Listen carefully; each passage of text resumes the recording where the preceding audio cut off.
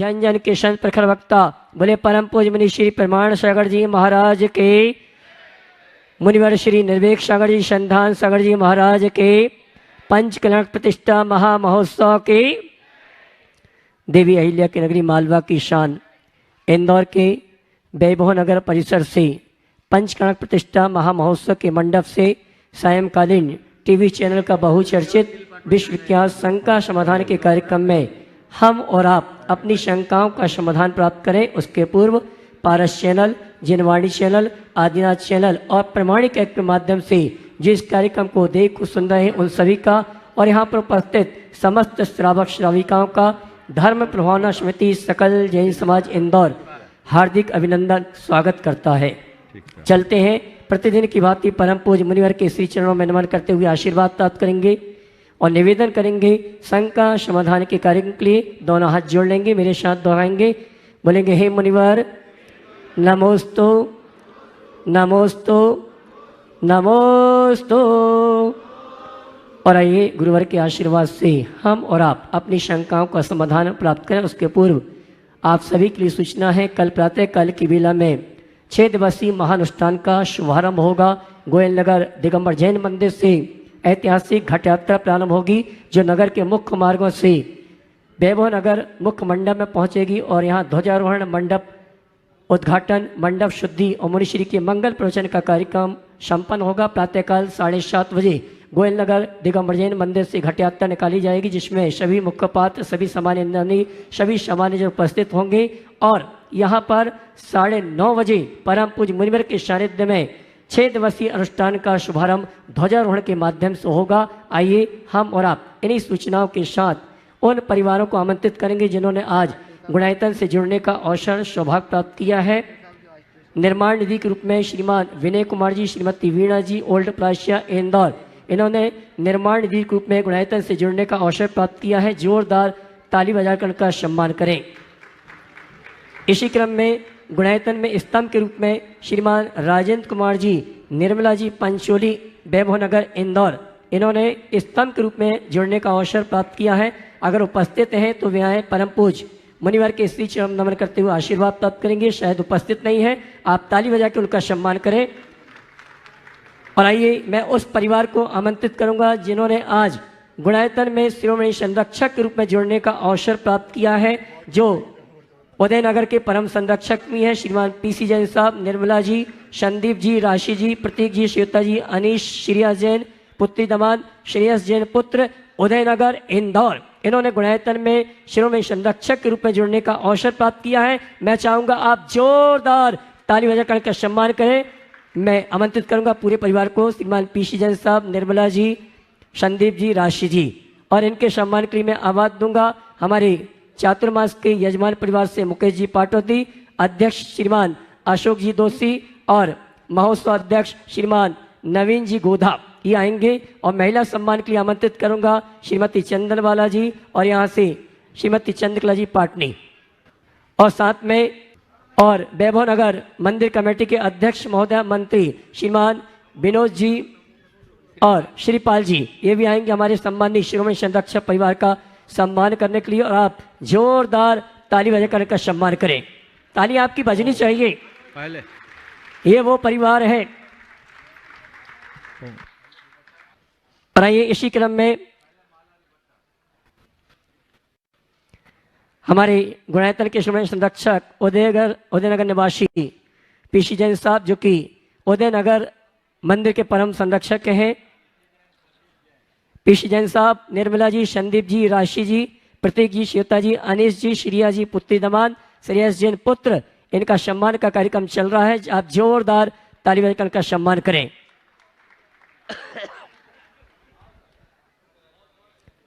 और आइए इसी क्रम में मैं उस परिवार को आमंत्रित करूंगा जिन्हें पंचकणक प्रतिष्ठा महामहोत्सव में ध्वजारोहण के पश्चात मंडप उद्घाटन करने का सौभाग्य प्राप्त हुआ है। हमारे धर्म प्रभावना समिति के अध्यक्ष, गुणायतन के शिरोमणि संरक्षक और जिनकी धर्म पत्नी तुकोगन दिगंबर जैन समाज की अध्यक्ष हैं श्रीमान अशोक जी, रानी जी दोषी, जिन्हें इस अनुष्ठान का मंडप उद्घाटन करने का सौभाग्य प्राप्त हुआ है। मैं चाहूंगा गुरुवर के श्री चरण वंदन करते हुए आशीर्वाद प्राप्त करेंगे और इनके सम्मान के लिए उदयनगर दिगंबर जैन समाज के अध्यक्ष महोदय विनोद जी, महामंत्री श्रीपाल जी, गोयलनगर मंदिर के अध्यक्ष हमारे श्रीमान दिलीप जी पाटनी, ये सभी आएंगे। और अगर उदयनगर मंदिर के कोई अध्यक्ष या मंत्री हो तो वो भी आ जावे। हमारे सम्माननीय अशोक जी दोषी का सम्मान करने के लिए रानी जी पहुंच जावे। महिला सम्मान के लिए मैं आमंत्रित करूंगा श्रीमती चंद्रकला जी पाटनी और चंदनवाला जी आ जावे महिला सम्मान के लिए। आइए अशोक जी, रानी जी दोषी, जिनकी बहुत भावना थी कि परम पूज्य मुनिवर का एक बार इंदौर में चातुर्मास हो, उनकी भावना पूर्ण हुई। और हाँ, भाई राजू जी पार्षद ये भी आ जावे हमारे सम्मानीय अशोक जी का सम्मान करने के लिए।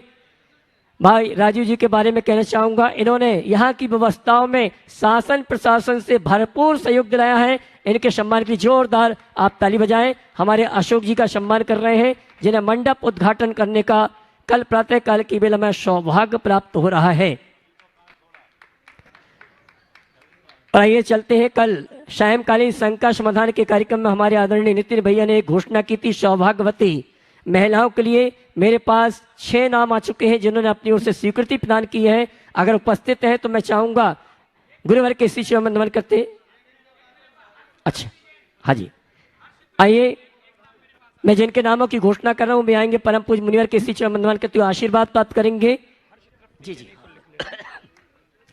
श्रीमती संरक्षक नितिन जी सहपाली अमेरिका, इन्होंने भी सौभाग्यवती महिला के रूप में स्वीकृति प्रदान की। इसी क्रम में रूमा संदीप गंगावाल जी आ जावे मुनिवर के श्री चरण वंदन करते हुए आशीर्वाद प्राप्त करेंगे। पायल नितिन वत्स जी, काजल विशाल पांड्या, मनीषा राजेश बड़ियात्या और हमारे इस कार्यक्रम के संयोजक और महामंत्री धर्म प्रणाम समिति के और गुणायतन के श्रोमणी संरक्षक हर्ष तृप्ति जैन, उन्होंने भी सौभाग्यवती महिला के लिए स्वीकृति प्रदान की है। हर्ष तृप्ति जी, आइए सभी परिवार आएंगे। परम पूज्य मुनिवर के श्री चरण वंदन करते हुए आशीर्वाद प्राप्त करेंगे। मैंने जिनके नामों की घोषणा की है, रूमा संदीप जी गंगवाल, पायल नितिन जी वत्स, काजल विशाल पांड्या, मनीषा राजेश बड़जात्या। और इनके सम्मान के लिए मैं आमंत्रित करूंगा धर्म प्रवाहना समिति के साथ साथ वैभव नगर मंदिर कमेटी के अध्यक्ष मंत्री, गोयल नगर मंदिर कमेटी के अध्यक्ष मंत्री, उदय नगर मंदिर कमेटी के अध्यक्ष मंत्री और तिलक नगर मंदिर कमेटी के जो भी पदाधिकारी हैं मुझे नजर आ रहे हैं। भाई सचिन जी तिलक नगर की तो ओर से जावे, अध्यक्ष उदय नगर भरत भैया आप भी जावे, और कनाडिया रोड मंदिर से जो भी पदाधिकारी हैं ये भी आ जावे। हमारे सौभाग्यवती परिवार का सम्मान का कार्यक्रम माल्यार्पण और दुपट्टा पहना के सम्मान करेंगे। महिला सम्मान के लिए मैं वैभव नगर महिला मंडल के अध्यक्ष मंत्री भाई सुदीप जी आ जावे सम्मान करने के लिए। मैं आमंत्रित करूंगा वैभव नगर मंदिर के कमेटी के अध्यक्ष मंत्री, हमारे गोयल नगर मंदिर कमेटी के अध्यक्ष मंत्री, उदय नगर मंदिर कमेटी के अध्यक्ष मंत्री, कनाडिया रोड, और महिला सम्मान के लिए 5 मंदिर कमेटी की जो महिला मंडल के पदाधिकारी हैं वो आ जावे महिला सम्मान के लिए। आ जाए जल्दी। और ग्रेटर विजयेश्वरी से आ जाए राजेश जी, हमारे सम्मानी सौभाग्यवती महिला परिवार का राजीव जी सभी सम्मान का कार्यक्रम संपन्न कर रहे हैं। ये वो परिवार हैं जिन्हें सौभाग्यवती परिवार का सौभाग्य प्राप्त हुआ है। इनके लिए जोरदार जोरदार ताली बजाकर का सम्मान करें।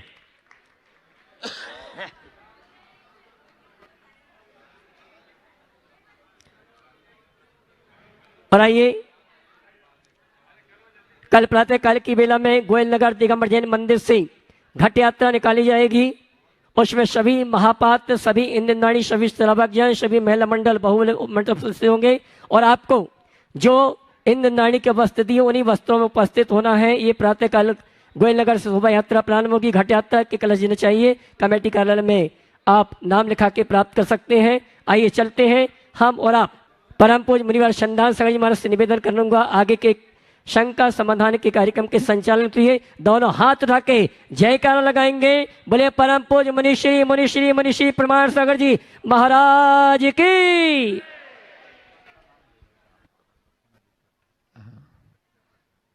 चलते हैं गुरु चरणों में और आज का यह है शंका समाधान का सत्र प्रारंभ करते हैं। उसमें प्रथम प्रश्न के लिए मैं आमंत्रित कर रहा हूं डॉक्टर रीता जैन सागर, और उसके बाद में तैयार रहेंगी सुप्रिया जी बड़ोदरा और साथ में शिल्पा जी रामगंज मंडी कोटा, प्रमाणिक समूह के जो कोऑर्डिनेटर भी हैं। त्रय मुनिवर के चरणों में मेरा और मेरे परिवार की ओर से नमोस्तु नमोस्तु नमोस्तु। शुल्लक जी के चरणों में इच्छामि इच्छामि इच्छामि। गुरुवर, मेरी शंका यह है कि हम पंच परमेष्ठी पूजन में पढ़ते हैं, हो सम्यक दर्शन प्राप्त मुझे तो सफल बने मानव जीवन। तो क्या हमें सम्यक दर्शन प्राप्त हो सकता है, और हो सकता है तो कैसे, और अगर नहीं तो क्या हमारा जीवन सफल नहीं? देखिए, सम्यक दर्शन तो हम सबको प्राप्त हो ही सकता है। भव्य जीवों को सम्यक दर्शन प्राप्त होता है, और हम लोग तो मनुष्य हैं, और मनुष्य ही ने जिन कुल में जन्म लेने वाले लोग, तो हमें सम्यक दर्शन की प्राप्ति की तो पूर्ण संभावना है। आपने पूछा प्राप्त हो सकता है, प्राप्त हो सकता है इसको दिमाग से हटाइए। हमें प्राप्त करना है इसे मन में बिठाइए, और प्राप्त करना है इसे भी मन से हटाइए। हमें सम्यक दर्शन है ऐसा महसूस कीजिए। अपने अंदर सम्यक दर्शन का अनुभव करना है तो भेद विज्ञान का हर पल अनुभव करें। आत्मा अनात्मा के भेद का ज्ञान हो, सच्चे देव शास्त्र गुरु के प्रति दृढ़ श्रद्धान हो, संसार शरीर और भोगों के प्रति हमारी आसक्ति मंद हो, और गृहीत मिथ्यात्व के सेवन से अपने आप को बचा ले। यदि इतना हम कर लेते हैं, तय मान करके चलिएगा हमारे भीतर सम्यक दर्शन की भूमिका बन रही है, और अगर सम्यक दर्शन की भूमिका बन गई तो मोक्ष का टिकट प्राप्त हो गया। फिर हमें संसार में कोई रोकने वाला नहीं है, और बिना सम्यक दर्शन के कभी जीवन का कल्याण नहीं हो सकता। अपने बीच में प्रामाणिक समूह के कोऑर्डिनेटर बड़ोदरा से सुप्रिया जी यहाँ पर उपस्थित हैं। बहुत ही कर्मठ कार्यकर्ता, एक बार जोरदार तालियों से स्वागत कर दें। और इसके बाद में इनके साथ में शिल्पा जी, जिनका आपने पिछले बार यहीं वैभव नगर में संस्मरण भी सुना था, गुरु कृपा से एक नया जीवन जिनको मिला, ऐसी शिल्पा जी रामगंज मंडी कोटा। नमोस्तु गुरुदेव। महाराज जी, कल होने वाले पंच कल्याण में गर्भ संस्कार शिविर होने जा रहा है। मैं ये जानना चाहती हूँ कि जैन धर्म में गर्भ संस्कार का क्या महत्व है और क्या उद्देश्य है। मैंने भी अपनी बेटी के गर्भ संस्कार करवाए थे, और मुझे बहुत खुशी है कि वो भीड़ से अलग है। बहुत सुंदर। देखिए, गर्भ संस्कार का जैन परंपरा में बहुत ही अधिक महत्व है। हम लोग पंचकल्याणिकों में देखते हैं, तीर्थंकरों के गर्भावतरण के 6 माह पूर्व से ही इंद्र कुछ विशिष्ट देवियों की नियुक्ति करता, कुछ विशिष्ट व्यवस्थाएं बनाता। कुबेर ग्रहांगन में, राजांगन में रत्नों की वर्षा करता। माता के गर्भ के शोधन की व्यवस्था होती, और उसके बाद 9 महीने तक माँ की सेवा में श्री हरि धृति आदि देवियों की नियुक्ति करता है। ये सब गर्भ संस्कार की ही प्रक्रिया है।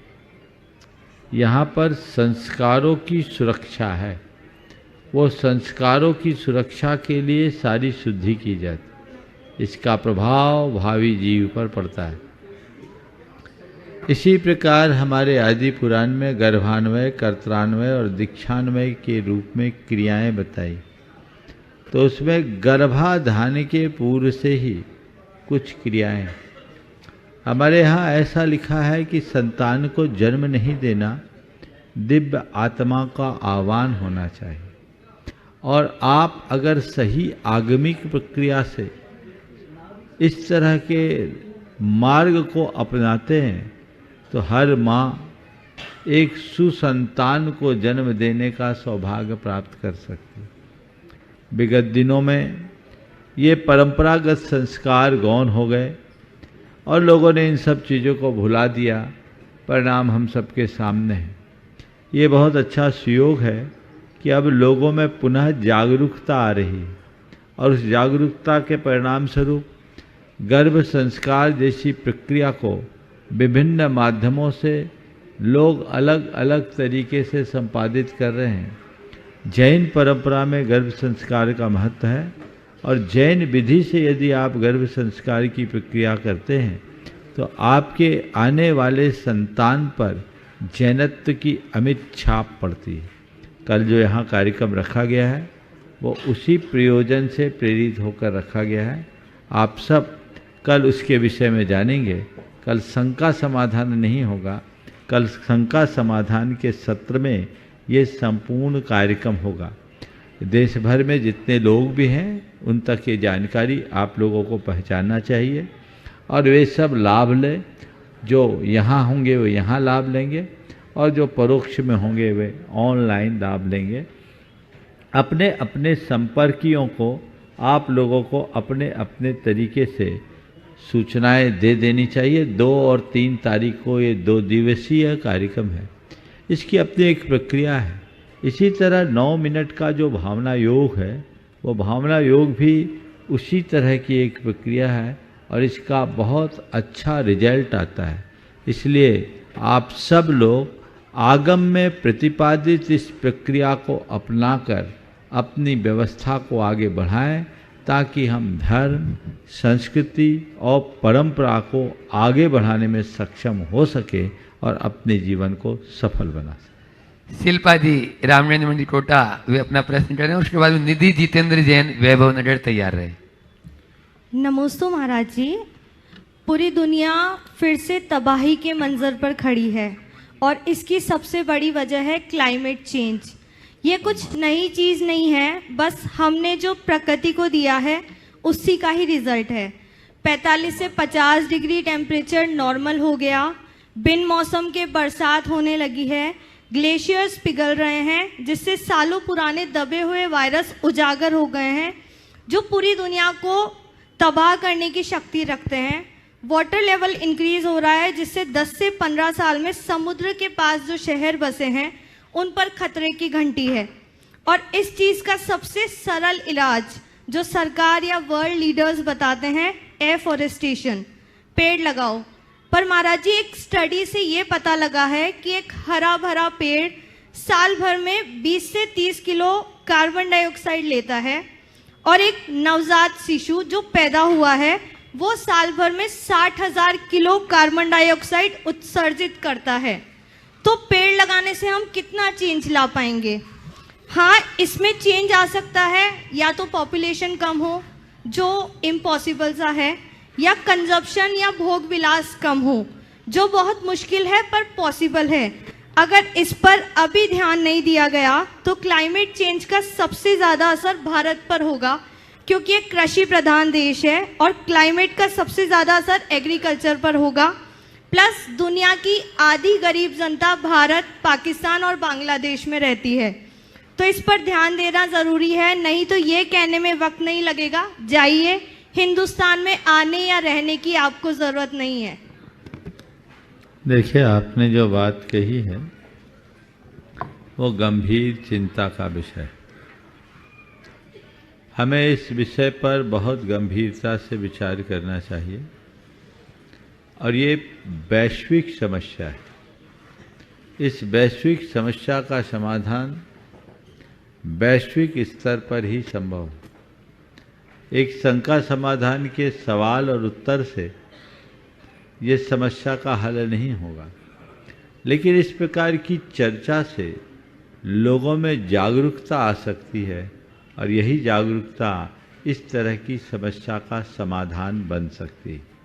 लोक में जागरूकता आनी चाहिए। हम रोज़ चिंता प्रकट करें कि क्लाइमेट चेंज हो रहा है, क्लाइमेट चेंज हो रहा है, उससे क्या होगा? सरकार ने तो जलवायु परिवर्तन के नाम से एक मंत्रालय भी बना दिया, लेकिन इतने मात्र से कुछ नहीं होने वाला। होगा तब जब हम अंदर से जागरूक हों, अपने जीवन शैली में बदलाव लाएं। हर व्यक्ति को, पूरे विश्व के व्यक्ति को सबसे पहला संकल्प ये लेना चाहिए कि हम प्रदूषण बढ़ाने वाले कृत्यों से बचें। ऐसे तमाम कृत्यों को कम करें जिससे प्रदूषण फैलता हो।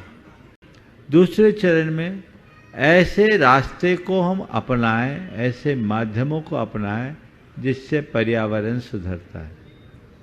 पर्यावरण के सुधार के लिए पेड़ मुख्य आधार है।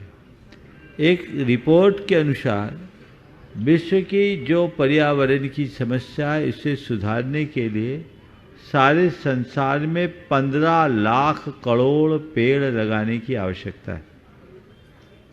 अब 15 लाख करोड़ संख्या ज़्यादा है, लेकिन हम शुरुआत तो करें। भारत सरकार ने इसे प्रश्रय दिया है। इंदौर वालों ने तो 11 लाख पेड़ एक दिन में लगाने का एक रिकॉर्ड भी अपने नाम दर्ज किया है। ये एक अच्छी चीज़ है, लेकिन ये केवल कागजी रिकॉर्ड बनकर न रह जाए, इसे ज़मीनी हकीकत बनाया जाए और केवल एक बार रिकॉर्ड बना करके चुप न रहा जाए। पेड़ों को लगाने के साथ साथ उनका पालन भी किया जाए ताकि वो पले। कुछ स्तर पर तो हम आगे बढ़ेंगे। और केवल पेड़ ही नहीं, अन्य प्राकृतिक स्रोतों का हम संरक्षण करें, चाहे वो जल हो या जल स्रोत हो या अन्य कोई। हम सबको संरक्षित करने के लिए प्रयत्न करें तो हम पूरे के पूरे इस विश्व के पर्यावरण की शुद्धि में कारण बन सकते हैं। यदि लोग जैन जीवन शैली को अपनाना शुरू कर दें तो मैं मानता हूँ पर्यावरण की समस्या को बहुत अंशों में कम किया जा सकता है। तो चाहे वो हम वायु का प्रदूषण हो, चाहे ध्वनि का प्रदूषण हो, चाहे वो आपके जाकर के पानी का प्रदूषण हो, किसी भी प्रकार का प्रदूषण हो, हम सब प्रकार के प्रदूषण के प्रति जागरूकता लाएं और अपने जीवन शैली में बदलाव लाना चाहिए। तो बच्चा इस बात के लिए सोचे कि ये पूरे के पूरी जलवायु का और पर्यावरण का हमारे जीवन से गहरा संबंध है। हम आने वाली पीढ़ियों को क्या सौंप कर जाएं, ये हमारी जिम्मेदारी है कि हम उनके लिए एक बेहतर पर्यावरण दे, एक बेहतर वायुमंडल दे, एक अच्छी जलवायु दे, तो वो अच्छे से सांस ले सके, अच्छा जीवन जी सके। तो वह सब तभी संभव होगा जब सब में जागरूकता होगी। हम खुद जागरूक बने, औरों को जागरूक बनाएं, खासकर युवा वर्ग जागरूकता को बढ़ाए और विलासता बहुल वृत्ति से बचे। अपने खान पान, रहन सहन और मौज मस्ती के तरीके को प्रकृति के साथ जोड़ करके करे, सब कुछ इको फ्रेंडली करे, तो बहुत कुछ बदलाव आ सकता है और हम इस पूरे की पूरी प्रकृति की विकृति को नियंत्रित कर सकते हैं। नमोस्तु महाराज। निधि जितेंद्र जैन जो मूनलाइट मूर्ति पुण्यार्जक तो हैं ही, और इस पंच कल्याण प्रतिष्ठा महोत्सव में ईशान इंद्र के साथ में ही और प्रतिदिन रत्नत्रय रूप में आकर वो अपनी बहुत अच्छी सेवाएं भी दिए। ऐसे निधि जितेंद्र जैन अपना प्रश्न कर रहे हैं और उसके बाद में राजेंद्र कुमार निर्मला पंचोली तैयार रहे। महामुनिराजों के चरणों में तैबो नमस्तु। एक स्वामी महाराज जी, सभी छुल्लकी जी को। महाराज जी, मेरा एक प्रश्न है। जब हम चौका लगाते हैं तो बहुत प्रश्न खुश होते हैं, उल्लासित रहते कि चौका लगा रहे हैं। किसी कारण से चौके में नहीं आहार करा पाए महाराज जी के, तो होता ये है कि हम जानते हैं परिणाम शांत रखने चाहिए, पर वो हतोत्साहित हो जाते हैं, आकुल बाकुल परिणाम हो जाते हैं। तो हमें ऐसा क्या करें कि शांत वृत्ति रहे। साथ में क्या होता है, दूसरे बार भी लगाते तो प्रेशर में रहते हैं, हुए नहीं, अब क्या करें, कैसे होंगे। तो ये शांत वृत्ति कैसे रखें, जबकि हम जानते हैं कि हमें विचारों को शांत रखना चाहिए। हम एक फार्मूला बताएं। मेरे पास एक फार्मूला है, आपका चौका कभी खाली नहीं जाएगा। बता दें, चौका खाली नहीं जाएगा, इसकी गारंटी ले सकते हैं। बोलो, बता दूं? हाँ, बता दीजिए, बिल्कुल बता दीजिए। आप चौका लगाइए और महाराज का हो जाए तो ठीक है, और यदि महाराज का नहीं हो तो अपने घर वाले जितने हैं निज सागर और निज मती का आहार करा लें। थोड़े देर के लिए यही सोच लीजिए, आज यही है। निज सागर और निज मती तो घर घर है ना। आप तो भोजन खरीद रहे हैं, खाली कहाँ गया? खाली तो तब माना जाएगा जब खाने वाला नहीं है। आपने भोजन किया कि नहीं किया? किया ना महाराज। बस जब तक चौका लगे हमको भोजन नहीं करना। क्या बोल रहा हूं, क्या कह रहा हूं? जब तक चौका लगे हमको भोजन नहीं करना। महाराज गड़बड़ हो जाएगा, गड़बड़ नहीं होगा, अच्छा होगा। क्या करना है? भोजन नहीं करना, आहार करना है। क्या करना है? आहार करना है। ये भोजन में और आहार में अंतर जानते हो क्या है? हाँ, 3 शब्द है, खाना, भोजन, आहार। खाना खाया जाता है, भोजन किया जाता है, आहार लिया जाता है। क्या बोला? खाना खाया जाता है, भोजन किया जाता है और आहार लिया जाता है। खाना में क्या होता है? शुद्ध अशुद्ध सब होता है, सात्विक असात्विक सब होता है। तो असंयमी खाना खाते, व्रती शुद्ध करते तो भोजन करते हैं, वो सात्विक भोजन करते हैं, सात्विक जीवन जीते हैं, सात्विक भोजन करते हैं। तो भोजन किया जाता है, पर भोजन करने में भी खुद की थोड़ी रुचि तो रहती है। थाली में भोजन कर रहे हैं तो क्या लेना क्या नहीं लेना अपनी रुचि है। किया, लेकिन आहार लिया जाता है। जो सामने वाले ने दिया वो लिया, अपनी कोई चॉइस नहीं, ये आहार है ना। तो एक काम कर लो, जब तक चौका लगेगा हम आहार लेंगे, मौन से खाना, मांगना नहीं। सामने वाले ने दे दिया तो ठीक, नहीं दिया तो ठीक, पेट भरे तो ठीक, ना भरे तो ठीक। देखो कैसा आनंद आता है। तो निज सागर हो जाएंगे या निज मती हो जाएंगे, फिर चौका खाली जाएगा क्या? हाँ, अब क्या करोगे? 1 अनार और 100 बीमार। आकुलता कभी मत करो। हमेशा ये सोचना चाहिए कि ये हमारा सौभाग्य है कि हमें सद्गुरु का सानिध्य मिला, हम उनका सत्कार करने का सुअवसर प्राप्त कर रहे हैं। आहार तो जहाँ होना होगा वहीं होगा, हमारे चाहने से तो होगा नहीं। नहीं भी हुआ तो कम से कम हमने ये सत्पुरुषार्थ तो किया। इस बहाने हम खुद तो शुद्ध भोजन कर रहे हैं और कोई ना कोई को खोज के ले जाओ। भैया चलो आज हमारे यहाँ कोई नहीं आया, तुम ही चलो। उत्तम मध्यम नहीं तो जघन्य, कोई ना कोई पात्र को तो ले जाओ, पकड़ लो। व्रती मिले या साधर्मी मिले, जो मिले वो कर लो। यही प्रक्रिया अपनाना, भावना रखना, व्याकुलता कभी मत करना, प्रेशर में कभी मत डालना। ठीक है, अब जो होगा तो होगा। कह के साधु से आहार कराओ, मजा नहीं है। अपने पुण्य से साधु को आहार कराओ, असली मजा तब है। समझिए? नमोस्तु महाराज।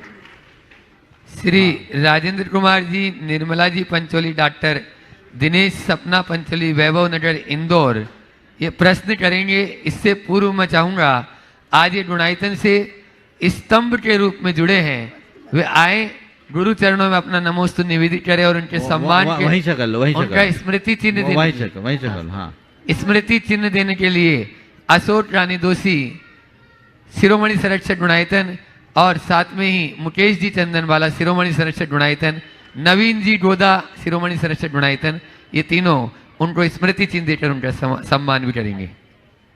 हाँ, अपना पहले दे दो। हाँ, आप लोग जोरदार तालियों से पंचोली परिवार से आज ये इंद्र भी बने हैं और आज स्तंभ के रूप में गुणायतन से भी जुड़े हैं। चले बोलिए सवाल। त्रय मुनिराज को बारंबार नमस्तु। शुल्लक जी को इच्छामि।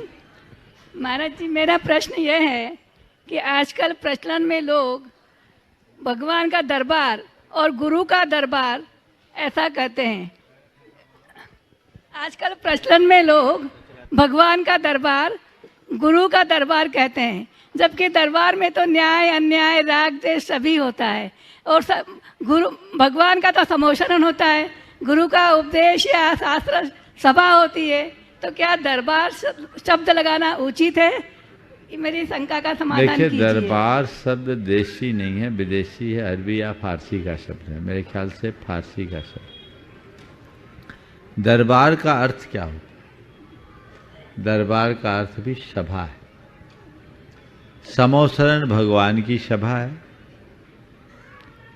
इसी तरह अगर दरबार कहते हैं और वो सभा के अर्थ में है तो कोई बुराई नहीं।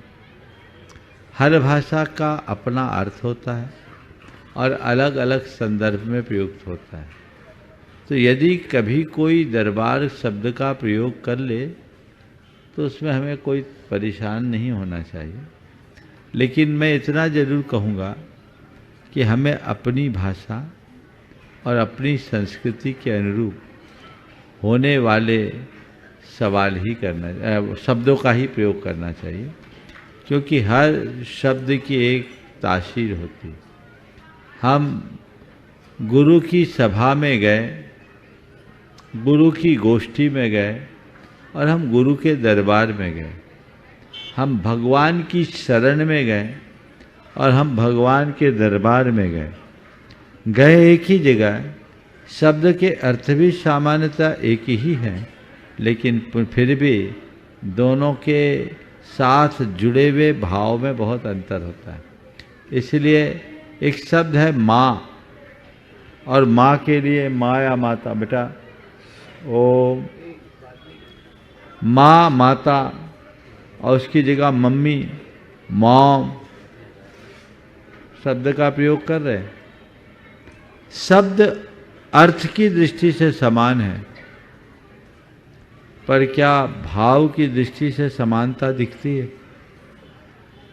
माँ के संबोधन में जो रस है, क्या मम्मी या मॉम या अब तो ममा हो गई,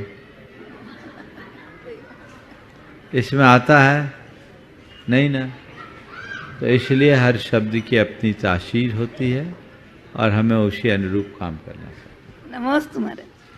अगले प्रश्नकर्ता को बुलाऊं उससे पहले मैं चाहूँगा हमारे संग में ही स्वरूप सागर जी महाराज, चुल्लट स्वरूप सागर जी महाराज, आज वे अपना प्रश्न गुरु चरणों में करेंगे और उसके बाद में महाराज जी, हाँ महाराज जी से अपन निवेदन।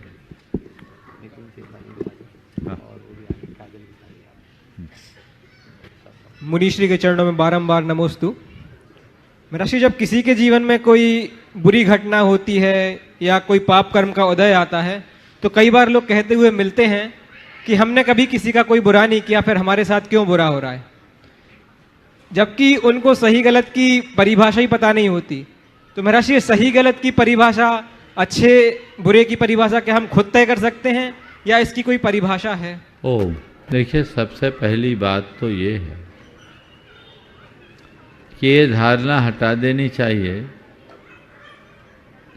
कि हमने किसी के साथ बुरा नहीं किया तो हमारे साथ बुरा क्यों हुआ। कई बार ऐसा होता है कि हमें लगता है कि हमने कुछ नहीं किया। थोड़ा देखो भाई, बच्चों को एक दो कार्यकर्ता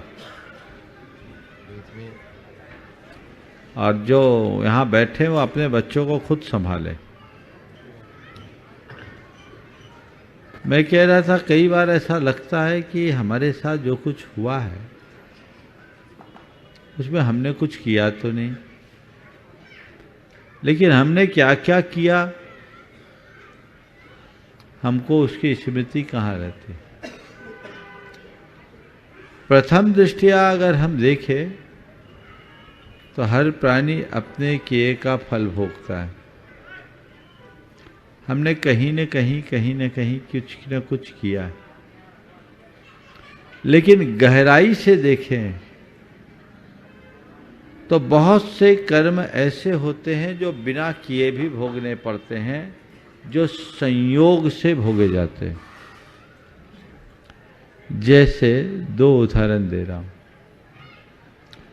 पारसनाथ भगवान के जीवन को पलटकर देखिए, 10 भव का रिकॉर्ड अपने पास है। 10 भाव में उनने कुछ गलत किया? 10 भाव में कोई भी गलती की? सबने पार्श्वनाथ भगवान के चरित्र को सुना है, जाना है, समझा है। 10 भाव में कोई गलती नहीं, पर हर मनुष्य भाव में उनके साथ उपद्रव हुआ, उपसर्ग हुआ। जो लोग कहते हैं हम इतना धर्म करते हैं फिर भी मेरे ऊपर संकट क्यों, उन्हें अपने गिरेबान में झांकना चाहिए कि पारसनाथ भगवान जैसा धर्म तो तुमने नहीं किया होगा। वे जब तक श्रावक रहे, धर्म मूर्ति रहे और मुनि बने, हर मनुष्य भाव में मुनि बनकर उनने अपना जीवन जिया। देव पर्याय में भी वो विरक्ति के साथ जिए, लेकिन इसके उपरांत भी उनके जीवन में कष्ट आया। कौन से कर्म के उदय से आया बोलो? कहीं लिखा कि पारसनाथ भगवान के इस कर्म का उदय था इसलिए ऐसा हुआ। रामचंद्र जी का वनवास हुआ। रामचंद्र जी के चरित्र को पलट करके देखो, अतीत में ऐसा कोई कृत्य किया क्या जिससे उनको वनवास होना था? बोलो, कितना बड़ा कष्ट आया, विवाह हुआ नहीं और वनवास, राजमहल छोड़ दिए। ऐसे अनेक आख्यान मिलेंगे जिनमें ऐसा हुआ। अब इसको क्या कहेंगे? इसे संयोग कहेंगे। क्या कहेंगे? संयोग। ये एक संयोग है जिसके परिणाम स्वरूप ऐसी घटनाएं घटी। इसलिए हमने जो कुछ किया वो हमें भोगना, ये तो तय है, पर जितना किया वही हमें भोगना ये मत सोचना, और जो हमारे स्मरण में वही हमने किया ये भी मत सोचना। दूसरों का किया तो हम नहीं भोग सकते, ये तय है, भोगेंगे खुद का ही किया। और कुछ संयोग भी हमारे साथ ऐसे बन जाते हैं, बदल जाते हैं, उसके अनुरूप भवितव्यता बनती। एक गूढ़ बात बता रहा हूं, ये उत्तर आपको कर्म सिद्धांत को समझने की एक नई दृष्टि देगा। हमारे शास्त्रों में ऐसा उल्लेख आता है, कुछ जीव जो अनादि से निगोद अवस्था में थे। निगोद चेतना की सबसे सूक्ष्म अवस्था है, जहां जीवन भी जड़वत होता है, जिनकी आयु एक श्वास के 18वें भाग तक सीमित रहती है।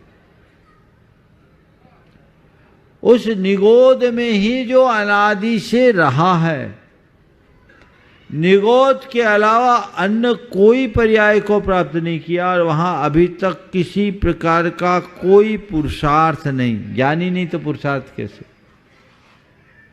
उस निगोद से निकलने वाले कोई ऐसे जीव, जैसे भड़भूजा से एक आध चना उचट के निकल गया, ऐसे जीव निगोद से निकलकर मनुष्य होते हैं, और 8 वर्ष अंतर मुहूर्त में केवल ज्ञान पाकर के मोक्ष चले जाते हैं। अब बोलो, उस जीव में ये योग्यता कौन से पुरुषार्थ से आई? निगोद में जब तक था तब तक उसके पास पुरुषार्थ की योग्यता नहीं थी, और 8 वर्ष के पूर्व कोई पुरुषार्थ की योग्यता नहीं थी। पर उस जीव के लिए संयोग ऐसा बना कि एक अंतर मुहूर्त में ही सब पर पूर्ण विराम लगा दिया।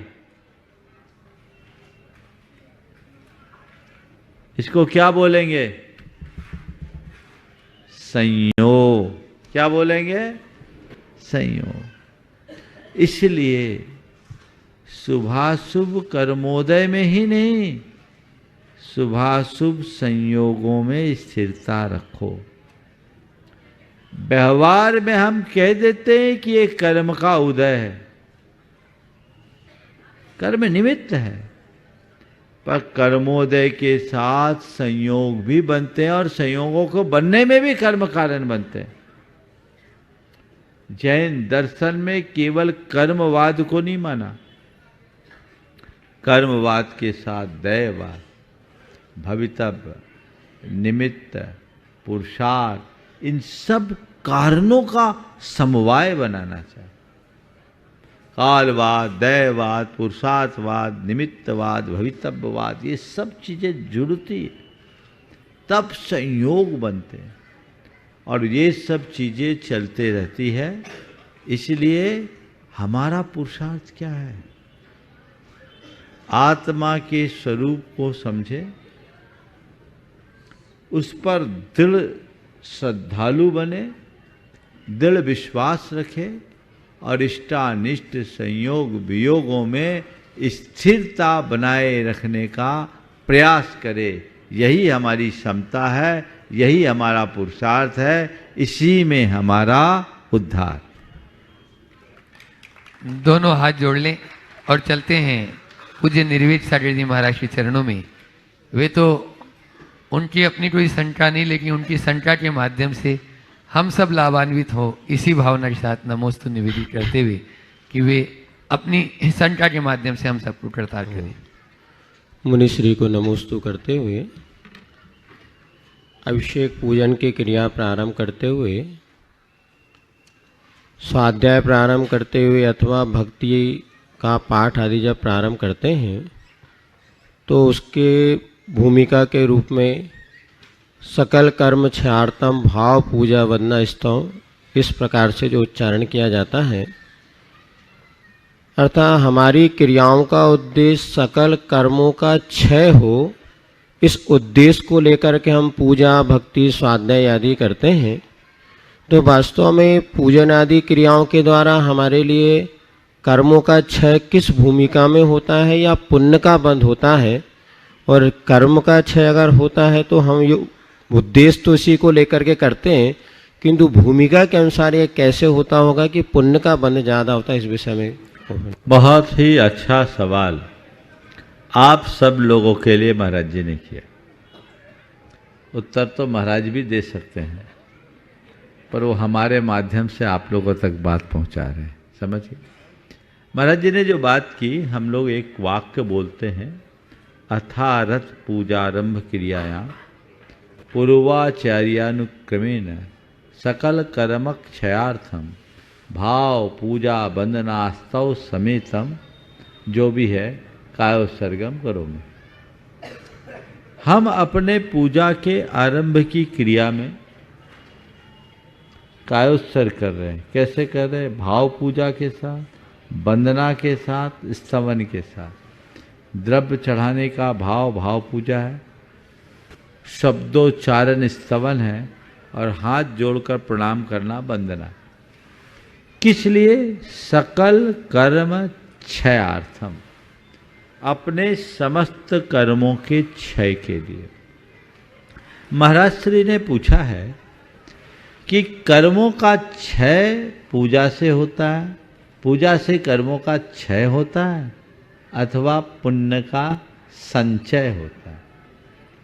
मैं महाराज की बात को आगे बढ़ाते हुए कहता हूँ, भगवान की पूजा, वंदना, स्तवन, नमन, इन सब से कर्म का क्षय भी होता है और पुण्य का संचय भी होता है।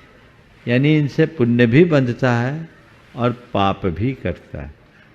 पहले मैं शास्त्रों की बात कर लूँ, और शास्त्रों में एक रेफरेंस में आप सबको बोलता हूँ जो आप लोग रोज़ दोहराते हैं। आस्ताम तवस्तवनमस्त समस्त दोषम तत्संखथापि जगताम। इसका मतलब क्या है? भगवान आपका दोष रहित स्तवन तो बहुत दूर की बात, आपका नाम स्मरण भी संसार के प्राणियों के पापों को नष्ट कर देता है, यानी पापों का क्षय कर देता है, अर्थात कर्मों की निर्जरा करा देता है। ये आगम बोल रहा है कि हम बोल रहे हैं? कौन बोल रहा है? आगम बोल रहा है। हमारे आचार्यों ने बहुत स्पष्ट शब्दों में लिखा। आचार्य कुंद कहते हैं, भक्तिये जिनवारानम जम खी यदि पुब्ब संचयम कम्मम। जिनेन्द्र भगवान की भक्ति से पूर्व संचित कर्म नष्ट हो जाते। धौला में आचार्य वीरसेन महाराज कहते हैं, जिनेन्द्र दंसन बंदन, जिनेन्द्र पूजन दंसन बंदन नमन सनेही बहुकम पदेशान निज्जर ऊलम्भादो। भगवान के दर्शन पूजन बंदन नमस्कार से बहुकर्म प्रदेशों की निर्जरा होती। यदि मैं इस संदर्भ में केवल आगमिक संदर्भों को रखूं तो आज का पूरा सत्र केवल संदर्भों को सुना करके पूरा कर सकता। इतने मुझे याद हैं, लिखे तो उससे ज़्यादा होंगे। मैंने अभी लगभग इस सत्र में 25 मिनट की देरी है, मैं 25 मिनट तक इतने रेफरेंस दे सकता हूँ। अकेले कुंद ने कम से कम 20 स्थलों पर भगवान की पूजा से कर्मों की निर्जरा का उल्लेख किया है। कितना आगम दे आपको। तो ये पूजन करने से कर्म की निर्जरा होती है, इसमें कोई संशय नहीं है, रखना भी मत। और हम कर्म निर्जरा के लिए ही भगवान की पूजा वंदना करते हैं। लेकिन जब हम कोई शुभ अनुष्ठान करते हैं तो विशुद्धि के फल से करते हैं। विशुद्धि का 2 कार्य होता है। विशुद्धि से पाप कटता है और विशुद्धि के परिणाम स्वरूप पुण्य बंधता है। तो जब हम कोई विशुद्धि से भरकर कार्य करें तो पाप कटेगा और पुण्य बंधेगा। एक साथ दोनों, एक भाव से दोनों काम हो सकते हैं। बोले हो सकते हैं, आगम कहता है। एक बार पूछा किसी ने कि महाराज आचार्य पूज्यपाद से कि तपस्या तो स्वर्ग का कारण है, उससे मोक्ष कैसे मिलेगा? तपो अभ्युदय हेतुत्वात् कथमस्य निर्जरांगत्वमिति चेत। महाराज हमने तो ये सुना तपस्या से स्वर्ग मिलता है, ये कर्म कैसे छलाएगा? तो उन्होंने उत्तर दिया, न एकास्यानेक कार्यारंभ दर्शनाद अग्निवत। तुझे पता नहीं, धारणा बदल दे। एक कारण से अनेक कार्य देखे जाते हैं। जैसे अग्नि, एक ही अग्नि जहां पकाती है वहीं तपाती भी है, वहीं जलाती भी है। ऐसे ही एक ही पुण्य भाव रूप विशुद्धि पाप को काटती है और पुण्य को बांधती भी है। दोनों चीजें साथ साथ हो जाती। और इस संदर्भ में आचार्य वीरसेन महाराज ने एक ऐसी बात कही जिसे सुनकर आप आश्चर्यचकित हो जाओगे। उन्होंने कहा कि आपके पास कर्म काटने का एक अमोघ अस्त्र है, आप लोग यूज नहीं करते। आज मैं आपको बताना चाह रहा हूं, ऐसा अस्त्र अगर उसका प्रयोग करो तो आप पुंज के पुंज कर्म को झड़ाने में समर्थ हो सकते हो। महाराज जल्दी से बता दो। बता दे, थोड़ा और रुक जाए। थोड़ा उत्सुकता जगा दे। पुंज के पुंज कर्म को झड़ा सकते हैं। कैसे? कहते अरहंत नमो यारो संपही। अरहंत भगवान के बंध से संपई बंधा दो। तात्कालिक पुण्य के बंध से असंख्य गुण कमक्षय करो। असंख्यात गुणे कर्म के क्षय का कारण है। कौन? नमोकार मंत्र। इसलिए तम्हा, इसलिए भोजन खाते समय, पायन पीते समय, यान चलते समय, पचावन घूमते समय, सोते समय, उठते समय, बैठते समय भक्ति पूर्वक नमोकार करो। जो कुछ भी करो नमोकार करते चलो। है अमोघ अस्त्र, पर आप लोग प्रयोग ही नहीं करना चाहते। नमोकार मंत्र बोलने में नानी याद आती। अरे भक्ति से करो तो। और एक ही बात कह रहे, एक ही कार्य से, एक ही कारण से दो कार्य संपई बंधा दो। असंख्य गुण कमक्षय करो।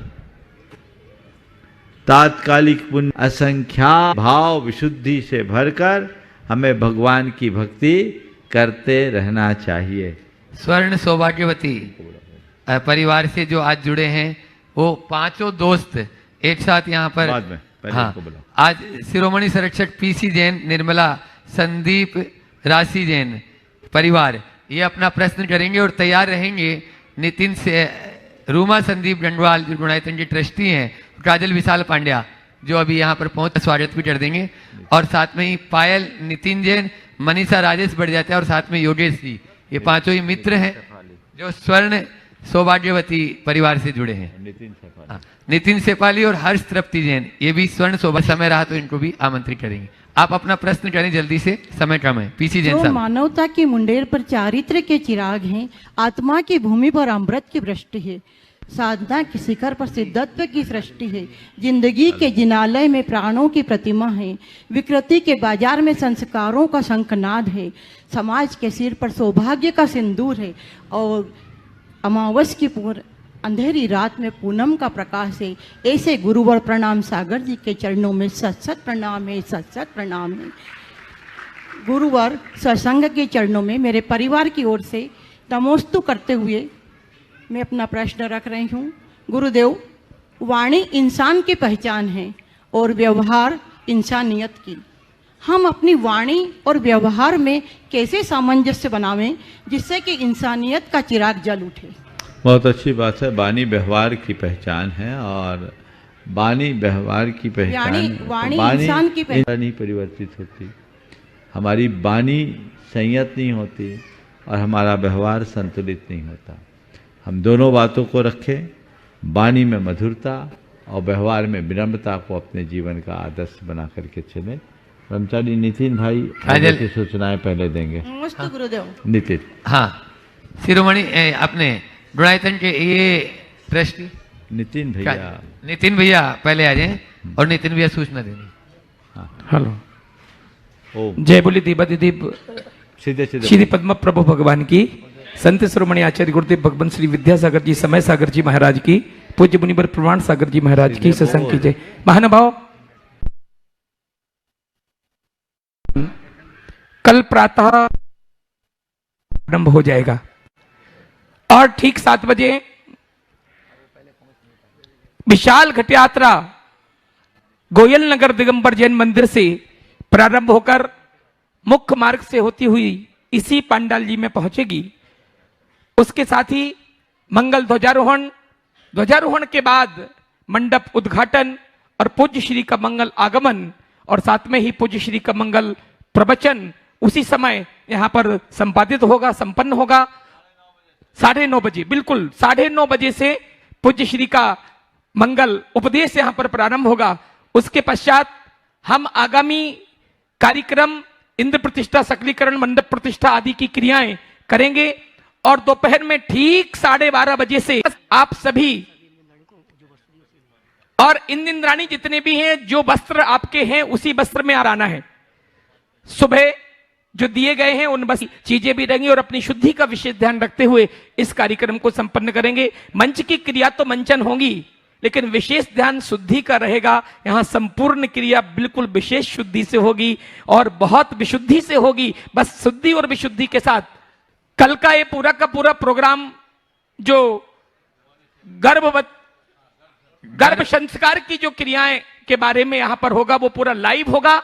जो लोग देखेंगे वो वहां भी देख सकते हैं, सुन सकते हैं। तो आप सभी व्यवस्थित होकर ठीक 5:45 पर यहाँ पर उपस्थित हो गए। उसमें महाराज जी भावना योग भी कराएंगे, तो वह 5:45 पर लाइव हो जाएगा। देश और विदेश के सभी लोग उसको 5:45। आज जो स्वर्ण सौभाग्यवती परिवार से जुड़े हैं वे प्रश्न लक्की भैया या जो भी एक प्रश्न कर ले पूरे सब मिलकर जल्दी से। और वहीं पर विशाल जी काजल के सम्मान नहीं हुआ, हाँ सम्मान के लिए पवन जी आप चले जाएं, पवन जी चले जाएंगे, अविनाश जी आप भी चले जाएं और वहीं पर उनका सम्मान कर दें। नमोस्तु और गुरुदेव। नितिन सेपाली, नितिन भैया भी आ गए, नितिन भैया ऊपर आ जाएं USA, और उनका भी सम्मान धर्म प्रभावना समिति के पदाधिकारी वहां पहुंच जाएं और वो कर दें। जल्दी बोले प्रश्न। नमोस्तु गुरुदेव। मैं ये पूछना चाहती हूँ, हमें ये जो हमने जो भी पद लिया है सौभाग्यवती का, उसका क्या महत्व है और उसका जीवन में क्या, उसकी क्या वैल्यू है, क्या फल मिले? देखो, मैं तो यही मानता हूँ कि भगवान के दरबार में आने वाले सब सौभाग्यशाली हैं, लेकिन भगवान के इस पंचकल्याण के शुभारंभ जिनके कर कमलों से हो वो महासौभाग्यशाली। घट यात्रा से जो शुद्धि होती है उस शुद्धि की मूल मांगलिक क्रियाएं ये लोग सौभाग्यवती स्त्रियों से कराते हैं। ये स्त्री जाति का गौरव है कि ये सौभाग्य पुरुषों को कभी प्राप्त नहीं हुआ। ये सारा मांगलिक कार्य महिलाओं से ही संपन्न होता है। आप सब महासौभाग्य को प्राप्त कर रहे हैं और ऐसे मौके का पूर्ण लाभ सभी को लेना चाहिए। चलिए आज के इस सत्र को यहीं पर विराम। बोलिए परम पूज आचार्य गुरुवर श्री विद्यासागर जी महाराज की। बोले परम पूज ऋषि प्रमाण सागर जी महाराज की।